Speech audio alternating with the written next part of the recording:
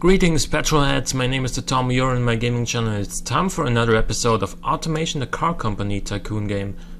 Today I'm gonna be talking some more about downforcing, and for that I'm gonna be using a supercar body shell, because today is like the day when I want to talk about downsizing on supercars, because that's just how I am. We're obviously not gonna make a new trim here because this is just ridiculous. Okay, we're gonna put a new engine. No, we're gonna put a new engine. Let's say we're aiming for 650 horsepower, because that's kind of the standard for a supercar these days. Supercars are always high tech, so I'm gonna use magnesium as my block material, and I'm gonna use a relatively short stroke for what capacity I have in mind, at least. First up is a naturally aspirated engine of around 7-liter capacity.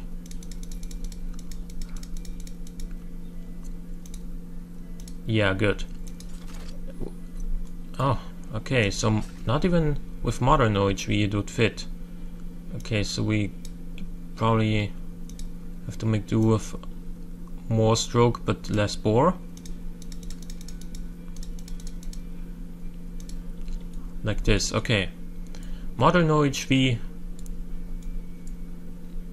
not the best of head types, but it is still in use, especially on American cars, and we definitely wanna rev this thing out. So we're gonna go for a pretty aggressive cam profile. As I said, it is going to be naturally aspirated, so we don't want a turbo on there, and we want relatively high compression ratio. Throttle per cylinder makes it too high for the engine bay. We can afford to run it on super. 13:1 seems reasonable. We want a rev limit of like 7,000 and long tubular exhaust, which make plenty of. Yeah, 648. Look, I was actually getting really close to my set goal here. I can actually afford to go a little bit lower on the cam profile.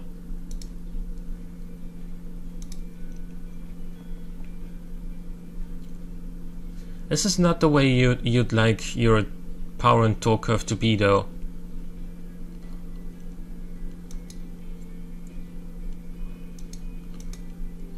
Yeah, VVT makes it better, but yeah, I'm still not fully convinced.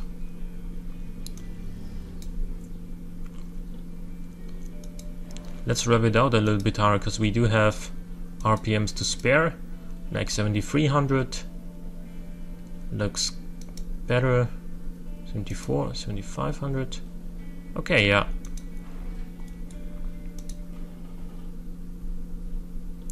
Listen to this thing.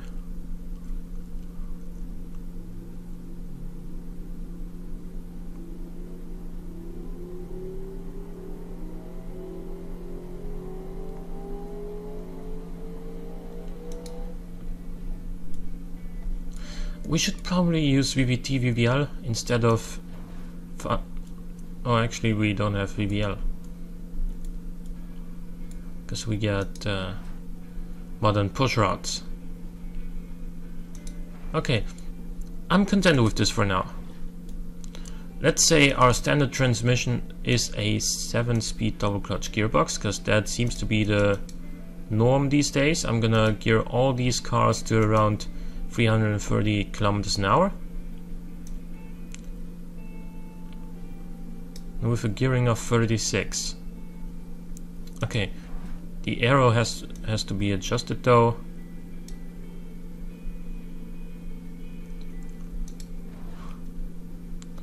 Not gonna change anything here. So we get a car It does 0 to 100 in 2.4 seconds, obviously because it's really light and because it makes so much downforce and grip, because it is technically almost a race car, the Anaconda. It does the airfield track in 1:11.66. This is obviously ridiculous because, yeah, as I said, this is basically a race car. But what we're trying to look at here is how different engines make for different lap times. And the 7-liter naturally aspirated engine makes for a 1:11.66 around the airfield track, and the drivability is 63.5, sportiness 88.4, comfort 22.9, prestige 54.6, and safety of 50.4. Now these values, especially the drivability, will probably change as I'm gonna... This is the test 7.0 NA.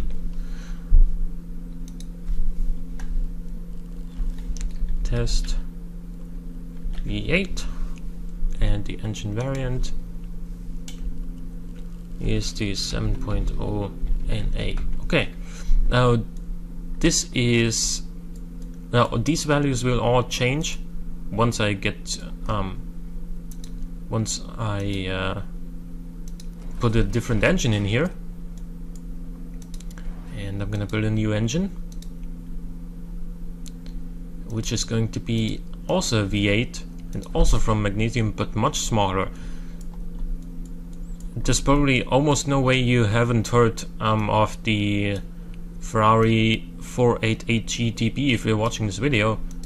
So it will have a 3.5 liter twin turbocharged V8, obviously a flat plane V8 because that's how Ferrari does things.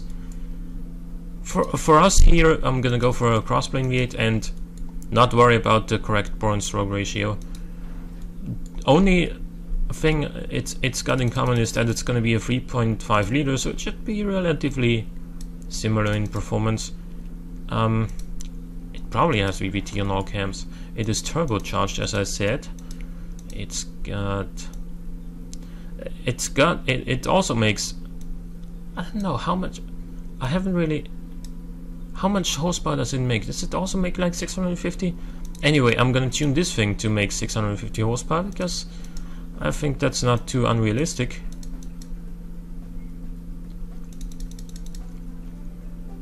Gonna need a lot more boost though. I'm gonna need like 1.3 bars. And I'm gonna need more AR ratio. And you can see what this does. The more I increase the AR ratio, the further back this graph goes, and that means the turbo's gonna kick in later and later. So if I reduce the turbine size, then it's gonna kick in earlier, but still at 4,000 RPM, which is kind of late, to say the least. And yeah, so we're gonna have some serious turbo lag. That's only natural if you're gonna seek to make a lot of power out of small capacity. Probably run on premium as well. We want a lot of revs since this is going to be like a Ferrari engine. We want dual exhausts. We want enough for 650 horsepower. 645, so we were not that far off. What else do we need? We need... This is actually lighter than the naturally aspirated engine, but way less reliable. It needs more cooling. It's not going to be lighter once we get up to the 650 horsepower. Cost power adds weight because you also need a better, transmission, and you need better reinforced casings and all that stuff in order to handle the power. We're making less torque than the naturally aspirated engine. That is something to keep in mind, definitely, because torque is important on a sports car like this, on a supercar. Like if you're coming out of a slow corner and you're at like say 2,500 RPM in first or second gear, then there's a certain amount of lag and then it goes, whereas on the natural aspirated engine it would just go right off the bat. Okay, so we're now at 650 horsepower. We need to adjust the gearing here. 334. Okay, good. What's this do? Immediately you can see that the drivability is lower, 47.9. And well, this is the test 3.5 TT. Test small V8 turbo, and then this is going to be 3.5 liter. Okay, but the economy is probably better, and the weight is even lower. That is kind of surprising that the weight is lower. Probably because of the lower torque, you need lower. You need a less potent transmission, which means that it's going to be lighter overall. However, it is slower around the airfield track because of the lower drivability and the turbo lag. That is basically the problem. There is something to be said though about turbo engines in the way that you know, if you're only gonna make your engines more and more potent by making them bigger from generation to generation, then you can only make an engine so big, right? If you're already at a 7 liter, you got a little bit more room to go, yeah, but then maybe in 15 years you're at like 8.5 liters, and where are you gonna go then? If it doesn't fit in the body shell anymore, unless you extend it like crazy, like what are you gonna do to make more power then? Obviously there's gonna be more technology and it will kind of keep rolling, but with the turbos you have so many more options to generate more power. Overall, I think, wait, the prestige is lower, the comfort is higher because it's a quieter, the safety is just a little bit lower because it's a little bit lighter. However, what I also want to address is I'm gonna make a third car trim here, and it's gonna have a new engine, and that'll be a 4.5 liter naturally aspirated version. Because I think we would definitely be able to make 650 horsepower out of this. It is gonna take some quality, but you know, price is not. Let's keep price out of the calculations here, because it just doesn't matter on the supercar. If you can afford a supercar, then you don't care about how much it costs. It's my philosophy, at least. Like, I don't think there's ever been anyone who said, oh, I got so much money to spend on a car, but I'm gonna buy this supercar instead of the other one because it's cheaper. I don't think there's ever been anyone like that. So we're gonna rev this thing out very high. Race fuel and exhaust, I think, are road legal as long as your car is not too loud.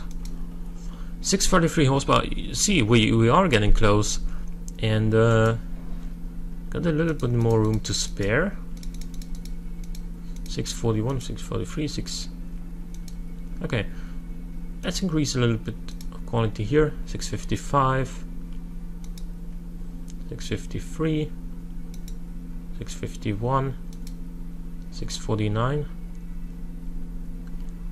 651, 650. Okay, we don't need to rev it out to 9.5 though.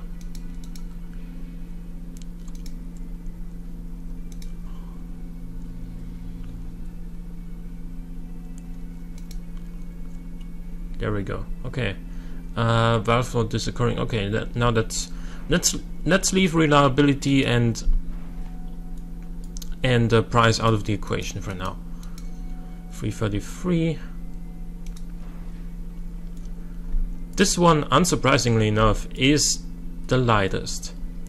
It is also the sportiest. However, it is less drivable than the 7-liter naturally aspirated one.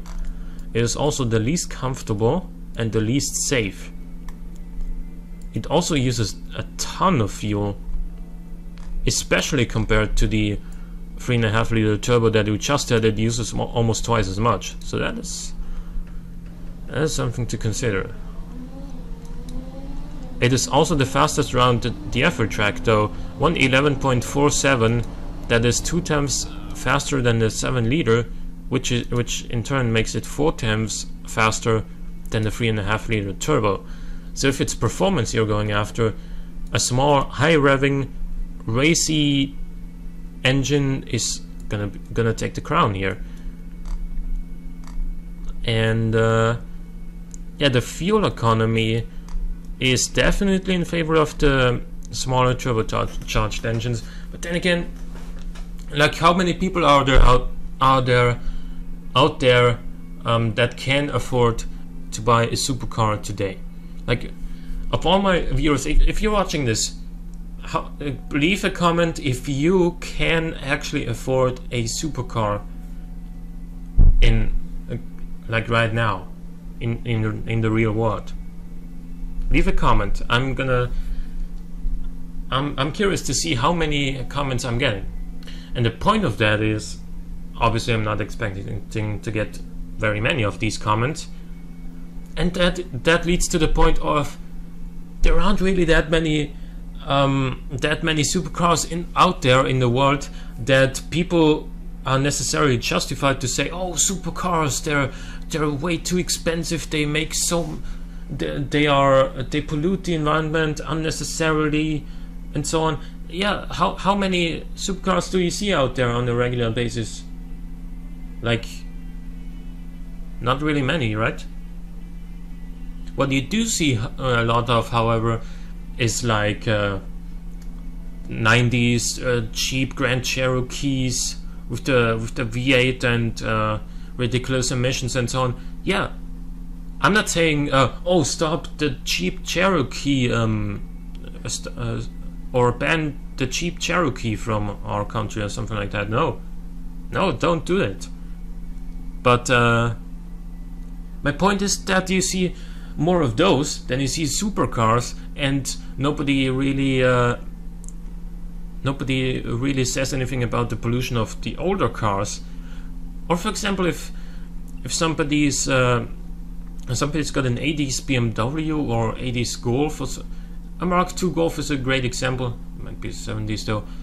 A Mark II Golf, you see plenty of those out there still, don't you? And nobody really says, oh, the Mark II Golf, you really gotta ban those from the streets because it causes too much pollution. Nobody ever says that. So why would you hate on supercars then? It's my philosophy, at least, because like a McLaren 12C is a very good example of a supercar that has reasonable economy and very low emissions actually, and people still hate on it because it's a supercar. Like, I say non-car enthusiasts, they say it's a waste of money and it's too fast for everyday usage, and it causes too much pollution. Well, that's not even true. And so what my point is actually is that people should at least inform themselves before they yell at something. That goes for many things in life. Like, if you don't know what you're talking about, then you'd better not be talking about it, right? So yeah, that is my point here. Oh, actually, now that we've talked so much about emissions, what are the emissions of these engines? 120, that's really low. However, also, of course, the turbo engine had the least emissions. This is the test 4.5 liter NA. Test 4.5 liter V8. 650 horsepower. Okay. So this is what I think. I mean, it always depends on what you want, right? My point is, though, that you don't really buy a supercar for its fuel economy. You buy it for its fun to drive and for its performance, right? And on that matter, the 4.5 liter NA takes the crown. It is, after all, the fastest. And I think if we want to evolve supercars, we should, instead of turbocharging the engines, we should make a way of making them we should find a way of making them rev higher and be more aggressive on the cams and so on. We should find new technology that allows our naturally aspirated engines to produce more power and torque and rev higher. That is basically what makes a supercar, and I think that's a great example of what supercars in the future might be like and might look like if you look at these taillights. Yeah. What do you think, guys? We've seen that the 7 liter has... Wait a minute. The 7 liter has the highest drivability, and it's also got more comfort than the 4.5 liter. However, it is also the heaviest, but despite that, it's still faster than the 3.5 liter turbo around the effort track.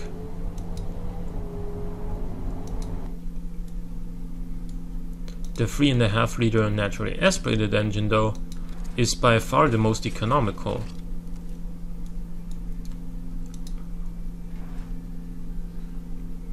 But it is the least drivable. It is basically on par on sportiness with the 7 liter. It is the most comfortable because it's less noisy.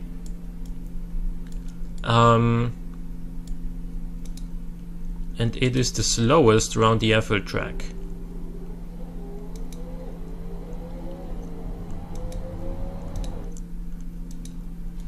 So what do you guys think? Which one would you rather have? Like, personally, I don't know, man. I really can't say, because if I were to live with the car on a regular basis, since all of these cars have all drive rates, I think I'd go with the turbo, because I want a car that is kind of everyday drivable, and with a comfort rating of 25.1, that's at least acceptable. It's not great, but it's something.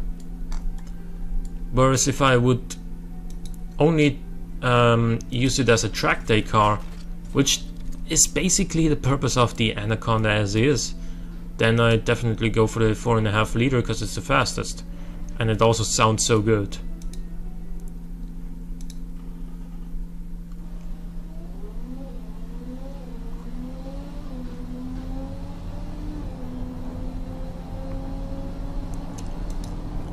.47.